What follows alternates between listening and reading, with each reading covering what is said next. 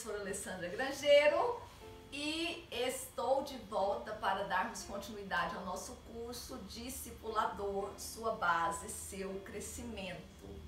Nós já vimos que o nosso chamado traz para nós algumas exigências e algumas responsabilidades, e dentre as exigências e responsabilidades está o nosso amor a Deus, nosso amor ao próximo e a nossa responsabilidade de formar discípulos, de ser testemunhas de Jesus. E na aula passada nós tratamos especificamente sobre a necessidade de nós termos relacionamentos duradouros, não é? Nós devemos ter relacionamentos duradouros na nossa família, né? Os casados terem relacionamentos cada vez mais profundos, que duram, né? Que dão estabilidade. E a nossa tarefa é passar isso para os discípulos de Jesus que estamos formando. E isso está assim ao contrário deste momento que nós estamos vivendo, que nós vimos que é caracterizado pela fluidez dos relacionamentos, né? Nós vimos que a metáfora desse tempo nosso é essa liquidez, aquelas coisas que não têm forma fixa, né? Que não duram, que se opõem àquilo que é sólido, que tem firmeza. E então, ao final da aula passada, nós terminamos com o questionamento, então, como construir relacionamentos acessíveis? Como que nós vamos, em tempos como este, estabelecer esses relacionamentos que são duradouros? A primeira coisa é que nós precisamos ser acessíveis. Impossível criar relacionamentos se nós não somos pessoas que são acessíveis, não é? E eu quero começar aqui com o exemplo da mulher samaritana. É muito interessante, né? Aqui Jesus estava deixando a Judéia e indo para a Galileia, e nesse caminho era necessário passar por Samaria. E ele então chegou a uma cidade samaritana chamada Sicar, junto da herdade que Jacó tinha dado a seu filho José. E ele ficou ali junto à fonte, não é? E lá nessa fonte aparece uma mulher de Samaria para tirar água.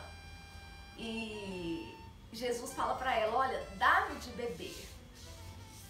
Aqui já é interessante que Jesus, ele observa a circunstância em que ele está e percebe que essa circunstância pode gerar ali uma conversa com a mulher. E como ela estava ali para tirar água, mais do que normal ele pedia água para beber, não é?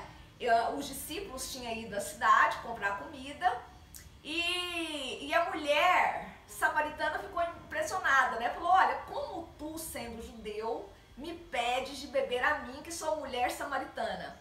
Os judeus e os samaritanos tinham várias divergências, né? Por conta de questões que os judeus consideravam os samaritanos impuros, porque se misturaram à cultura de outros povos, né?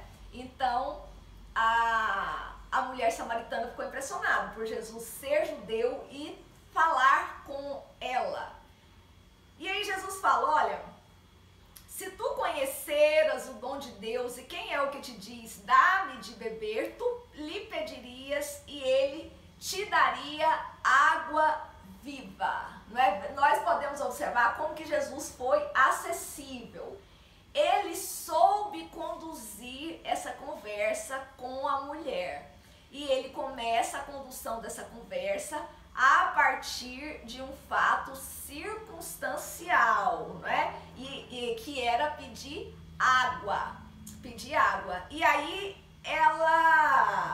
ele fala: se você soubesse, né? Se você me conhecesse, você me pediria e eu te daria água viva. Jesus começou a falar com ela numa dimensão espiritual já, e nós vamos perceber que ela não entendeu, né? Ela diz: Senhor, tu não tens com que atirar e o poço é fundo. Onde, pois, tens a água viva?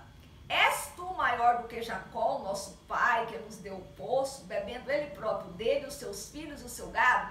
Observe, então, que ela não entendeu que Jesus estava falando espiritualmente, né? E aí Jesus, sendo acessível, amoroso, explica para ela que qualquer que beber dessa água tornará a ter sede, mas aquele que beber da água que eu der nunca terá sede, porque a água que eu lhe der se fará nele uma fonte de água a jorrar para a vida eterna. Não é? Então Jesus estava saindo realmente dessa comunicação circunstancial para alcançar a dimensão mais profunda daquela mulher, que era a sua situação espiritual, que estava longe da vida eterna. E a mulher quis, né, essa água, falou, olha, não, eu quero dessa água, né, para eu nunca mais ter sede. Aqui nós vamos ver que Jesus vai alcançando a intimidade da mulher. A mulher se interessou, ela quis água. Aí Jesus falou, olha, vai, chama o teu marido e vem cá. E aí ela disse, olha, eu não tenho marido. E Jesus falou, olha, você disse muito bem, não tenho marido, porque tiveste 5 maridos e o que agora tens não é teu marido. Vocês observam que Jesus saiu da conversa circunstancial e chegou ao desajustamento da vida dessa mulher. O discipulado precisa de sair das conversas superficiais. Por isso, a importância de construir um relacionamento duradouro, porque se nós não chegarmos à profundidade do mundo interior dos discípulos que nós estamos formando, nós não conseguimos levá-los à transformação de vida. E essa é a tarefa do discipulado, é levar as pessoas a serem novas criaturas, né? Então, Jesus, quando fala desse jeito, fez com que a mulher entendesse que ele não era qualquer pessoa. Ela falou, olha, vejo que és profeta. Nesse momento, a mulher cria em Jesus confiança. E confiança é a base de relacionamentos que são profundos. Eu preciso estabelecer regras nos relacionamentos e cumprir o meu papel eu preciso ser uma pessoa confiável. Se eu não for, as pessoas não vão confiar de se abrir comigo, né? Então, eu preciso ser acessível e preciso ser uma pessoa que desperta a confiança. E nós precisamos, então, ganhar a confiança das pessoas e precisamos preservar essa confiança. Caso contrário, o diálogo sempre ficará no nível superficial e nós, então, não conseguiremos alcançar o nosso objetivo, que é criar uma nova criatura, não é? Então eu preciso ser acessível e essa acessibilidade é preciso que a pessoa tenha confiança, porque se caso contrário não adiantaria eu ser acessível. Eu também preciso demonstrar interesse na amizade, né? A relação de discipulado é uma relação de amizade, não é como a relação do aconselhamento, como eu disse anteriormente, não é? Então, e aqui nós temos exemplos lindos de amizade na Bíblia, como a do apóstolo Paulo com Timóteo, que fala, meu verdadeiro filho, meu filho amado e fiel no Senhor, meu verdadeiro filho na fé, não é? Então, mais do que o interesse na amizade, um relacionamento duradouro entre o discipulador e um discípulo deve ter essa relação filial e, como eu já disse aqui em algum momento, não de dependência, mas de interdependência, né? Porque o apóstolo Paulo ensinou Timóteo, orientou Timóteo a ser inclusive um líder, a ser um obreiro, a ser um pastor, ensinou como ele dirigiu uma igreja, né? Ele escreveu 2 cartas para Timóteo, dando todas as indicações de tudo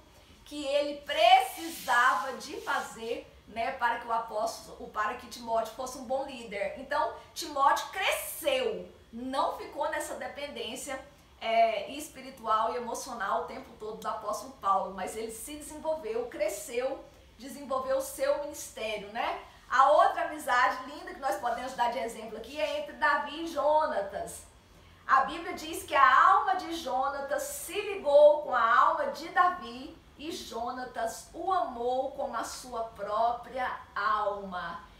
Essa amizade nós vemos que é uma outra amizade que está acima de interesses. Jonatas era filho do rei Saul e como tal seria o herdeiro do trono, não é? E ele percebeu que Deus estava chamando Davi e ainda assim aceitou. Isso é que é uma amizade acima de qualquer interesse. A grande realidade é que Deus estava levantando Davi para assumir o trono que seria de Jonatas se o pai dele não tivesse sido reprovado.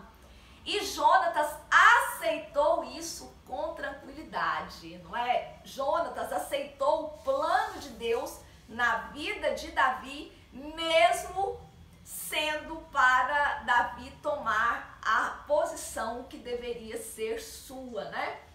Totalmente diferente do pai dele, que enquanto Davi ganhava todas as batalhas e expulsava os espíritos malignos de Saul, Davi era maravilhoso, não é? Mas quando Saul percebeu que Deus estava levantando Davi, começou a gerar nele um grande ciúme, uma grande inveja, e ele passou a perseguir completamente Davi, tornando a vida de Davi extremamente difícil, né?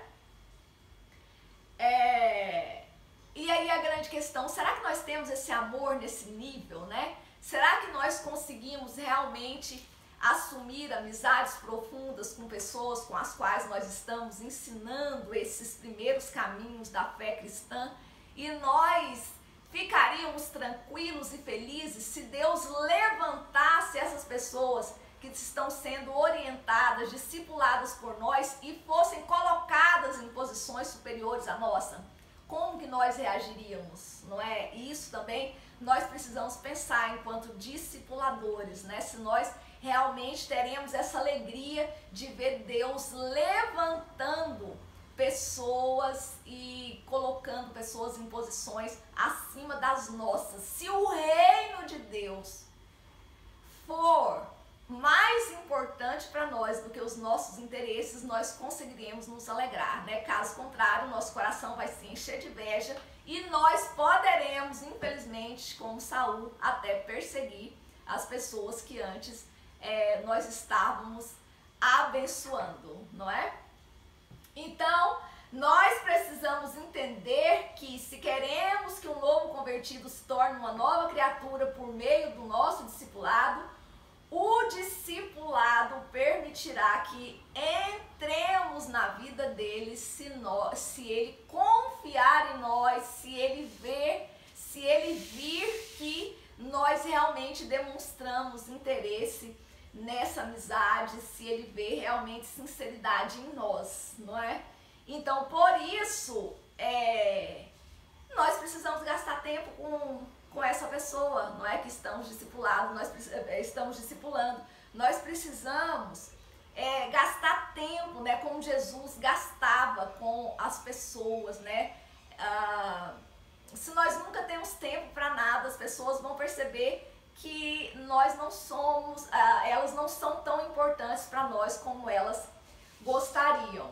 Então, jamais ninguém vai acreditar numa amizade se não há nem tempo para que essa amizade seja cultivada, não é? Então, e além de ter um tempo de qualidade. No discipulado, como eu tenho reforçado a diferença do aconselhamento, no discipulado nós almoçamos juntos, nós vamos ao shopping, nós tomamos café juntos, nós passamos uma tarde juntos, nós gastamos tempo realmente ouvindo as pessoas. É muito diferente de 40 minutos marcado num momento de aconselhamento ou de terapia, não é? Daí que o modelo que Jesus deixou para nós e a ordem que ele deixou foi justamente discipular, não é? Claro que o aconselhamento faz parte nesse processo de orientação daquilo que o indivíduo precisa de tomar algumas decisões da vida. Porém, a ordem de Jesus tem essa dimensão muito mais profunda, que é uma convivência muito mais profunda com a pessoa, para que de fato ela tenha o caráter de Jesus, se transforme mesmo numa nova criatura, né? Além disso, né, claro, amigos frequentam as casas uns dos outros, né? Por incrível que pareça, essa é uma situação razoavelmente normal para nós brasileiros, né? Mas há culturas que isso não ocorre e, por incrível que pareça, cada vez mais isso está sendo natural também entre os brasileiros, não é? É comum. Eu falo isso porque nós estamos diante de uma igreja, dirigindo uma igreja, realmente tem pessoas que falam que não pode nos receber, não é? Então, são pessoas que querem viver de forma mais fechada, mais isolada, e a ideia é justamente de ter a aproximação das pessoas, mas as pessoas que não querem aproximação, elas obviamente jamais quererão ser discipuladas, elas não decidiram querer ser novas criaturas em Cristo, né? Então não estão abertas a isso. E a ideia do discipulado, a pessoa tem que querer, não é? Nós já vimos sobre a questão da renúncia, né? Se alguém quiser vir após mim, no caso de Jesus, a pessoa precisa decidir se realmente quer se tornar discípulo dele. E nós vamos ensinar somente aquelas pessoas que realmente desejam, né? Caso contrário, elas não nos darão abertura de forma nenhuma para entrar na vida delas. E é interessante o convívio na casa, porque a casa diz muito de nós, não é? A casa diz exatamente quem nós somos, né? Como nós nos organizamos, diz sobre os nossos gostos, as nossas preferências, fala do nosso nível de organização. Então a casa acaba que revela exatamente quem nós somos. Então nós vamos conhecer melhor as pessoas quando nós frequentamos as casas delas, né? É muito comum nós esquecermos sobre várias coisas, nós esquecemos até de coisas da nossa vida, mas fatos marcantes da vida da pessoa com as quais nós estamos conversando e discipulando, nós estamos discipulando, é preciso que nós tenhamos o cuidado de guardar isso na memória. Se preciso for, nós precisamos até fazer registros escritos, porque eu demonstro interesse numa amizade quando eu me lembro de coisas essenciais na vida dessa pessoa, né? E sempre que nós retomarmos as conversas, a pessoa vai ver que nós lembramos realmente dessas coisas que já foram contadas, que já foram conversadas, algumas que foram confessadas, né? Que houve muito choro, inclusive. Então isso nós precisamos que a pessoa veja que nós demonstramos mesmo interesse por elas e guardamos aquilo que elas nos contaram, né? Também nós conseguimos construir relacionamentos duradouros quando nós demonstramos com naturalidade quem nós somos, não é? Quem nós somos. E à medida que a pessoa tem acesso a nós, né, tem acesso à nossa casa, convive tempo conosco, ela naturalmente vai conhecer quem nós somos. E aqui tem uma grande coisa muito importante. Inicialmente, os discípulos que nós estamos formando para Jesus vão querer nos imitar. E a ideia é que nós imitemos a Cristo. Porque se ele nos imita, então ele vai imitar a Cristo. Então, mais do que nunca é importante que um discipulador só pode ser discipulador se ele for um discípulo de Jesus. E o discípulo que ele vai formar precisa ver que de fato ele é um discípulo de Jesus. E aqui eu quero tratar com vocês uma coisa muito importante, né? Porque é o nosso exemplo de vida que vai falar mais do que nossas palavras aos novos discípulos. E nós precisamos que os novos discípulos sejam inspirados a imitar a nós que imitamos a Jesus. E não sejam inspirados a imitar artistas famosos, youtubers famosos, não é? Enquanto eles tiverem esse prazer de imitar essas pessoas, eles estarão longe de imitar Jesus verdadeiramente. E aqui eu quero tratar com vocês duas coisas. É muito comum, nós precisamos entender que nós temos uma ética da personalidade e a ética de caráter. Nós precisamos ter a ética de caráter, porque aí é uma vida transformada por Jesus e as pessoas vão realmente reconhecer que nas situações as mais diversas da nossa vida, nós agimos de forma coerente com a nossa fé. Se nós fizermos uso dessa ética da personalidade, o que é a ética da personalidade? É aquela pessoa que é carismática, que é boazinha, que conquista vários amigos e levam as pessoas, inclusive, até fazerem muitas coisas, a produzirem muitas coisas, porque elas ficam motivadas. Mas, à medida que vai convivendo com esse líder, vai cada dia mais se decepcionando, porque vê que o que ele faz é completamente diferente do que ele fala, do que ele ensina. Então, se isso acontecer, vai haver uma frustração nos discípulos que nós estamos formando para Jesus. E por isso, nós precisamos ensiná-los a olhar sempre para Jesus. Não que nós estamos já predispostos a falhar, mas é porque o ser humano tem falhas. Só que a ideia é que esse discípulo realmente veja em nós pessoas transformadas, não é? E realmente as nossas ações, as nossas atitudes devem servir mesmo de exemplo para eles, para que eles não se decepcionem conosco.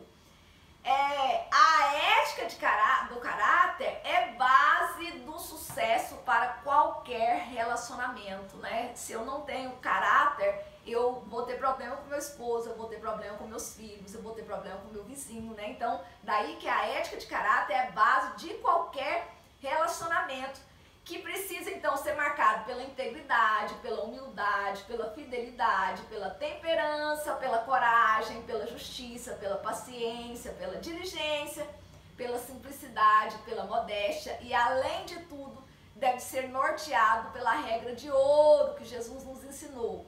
Tudo que eu gostaria de fazer pela pessoa, eu faço por ela, não é? Que maravilha! Quem viver dessa forma não vai ter problema nos seus relacionamentos. E eu preciso explicar para vocês que nos relacionamentos também tem a regra da colheita, né? O que nós plantarmos nos nossos relacionamentos, nós iremos colher, não é? Então daí que eu preciso ter integridade, sinceridade nos meus relacionamentos para que eu cultive realmente esses relacionamentos e tenha frutos bons desses relacionamentos. Então, para construir relacionamentos duradouros, nós precisamos ter um caráter próximo ao caráter do Senhor Jesus Cristo, né? E se o discípulo que nós estamos formando perceber que nós agimos diferente do que nós falamos, ele vai perceber que nós somos hipócritas, não é? Mas a ideia é que ele veja que nós realmente somos discípulos de Jesus, não é? Então agora, depois que nós vimos aí sobre o nosso chamado, né, que tem exigências e tem responsabilidades, vimos aí sobre esses relacionamentos líquidos, e nós estamos certos que queremos construir relacionamentos duradouros. Nós agora vamos falar de quais as áreas da vida das pessoas que nós devemos abordar, não é? E como nós abordaremos. E isso nós veremos na próxima aula. Até lá!